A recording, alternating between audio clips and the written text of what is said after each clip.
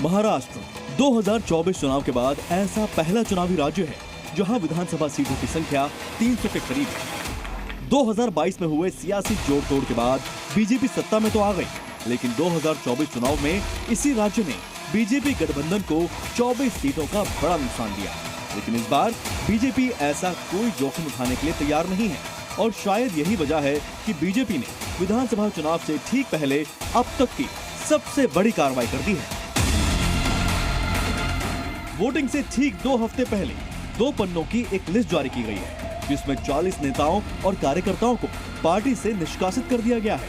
ये कार्रवाई 37 विधानसभा सीटों पर की गई है। आरोप है कि इन 40 नेताओं या कार्यकर्ताओं ने पार्टी लाइन के खिलाफ जाकर काम किया। अनुशासनहीनता के आरोप में बीजेपी ने सभी को पार्टी से बाहर का रास्ता दिखा दिया। बागियों को मनाने की पुरजोर कोशिश बीजेपी महाराष्ट्र इकाई ने की, जिसकी कमान खुद उप मुख्यमंत्री देवेंद्र फडणवीस ने संभाली। नागपुर से लेकर सागर बंगले तक बागियों से 1-to-1 मुलाकात की गई। कुछ तो मान गए, लेकिन कुछ ने अपनी बगावत जारी रखी और अब पार्टी ने ऐसे ही बागियों को पार्टी से बाहर का रास्ता दिखा दिया है। बीजेपी ने पहले ही साफ कहा था कि जो बागी हैं उन पर कठोर कार्रवाई की जाएगी।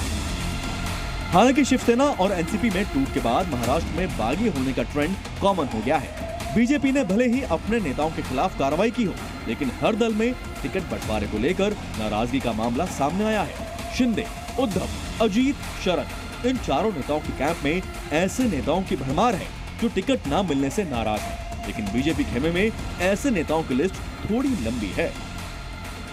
पार्टी के 2 पूर्व सांसदों ने भी पार्टी के खिलाफ मोर्चा खोल दिया।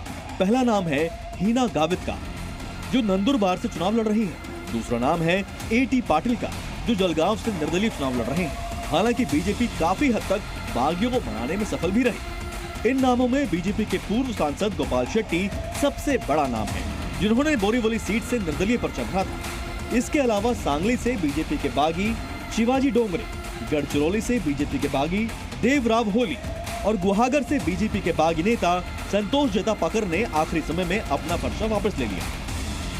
इन तस्वीरों से साफ है कि बीजेपी के लिए महाराष्ट्र के दुर्ग को फतेह करने में सबसे बड़ी चुनौती बागियों की ही है।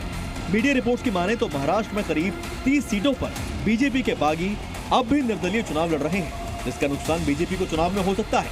एक तरफ महाराष्ट्र में बीजेपी बागियों के खिलाफ एक्शन ले रही है, तो वहीं दूसरी तरफ महायुति ने विजन महाराष्ट्र 2029 जारी कर विपक्ष के सामने लीड ले ली है, जिसमें हर वर्ग के लिए कोई न कोई वादा किया गया है।